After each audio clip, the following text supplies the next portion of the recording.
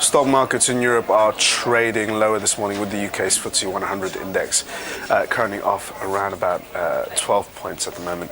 The DAX in Germany lower by 19 points, and the Euro Stoxx 50 index down by 4 points. In the currency space, we've got a somewhat stronger Japanese yen, a weaker US dollar, and a stable euro currency.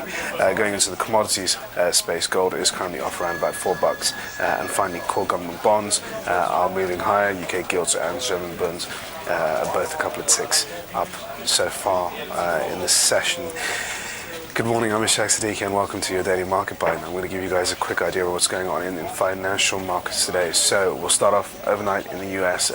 We had, after the closing bell, pretty poor numbers out from Google and IBM, and that really rattled investor confidence, particularly with these two big tech names, given the rat that we've had in the tech sector over the last week or so. Interestingly, with IBM, they've put a lot of their problems down to restructuring costs, and when it comes to Google, it was generally just a full-on miss on earnings and a recent deterioration on profits across the business spectrum.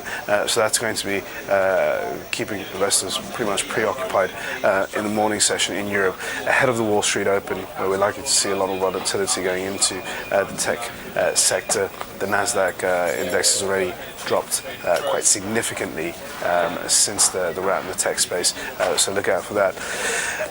More interestingly, Janet Yellen, the head of the Federal Reserve, yesterday was speaking at an economic club in New York, and she suggested that interest rates will be kept for ultra low records for an indefinite period, taking more of a dovish stance, and that's kicked up some of that positivity that we are seeing in a mild manner. But at the moment, it is generally quite risk averse. We are paring back at the moment, and attention is now pretty much on US jobless claims. Those are worth looking out for, and at the same time we've got numbers out from Goldman Sachs and Morgan Stanley, so look out for those. Thank you for watching.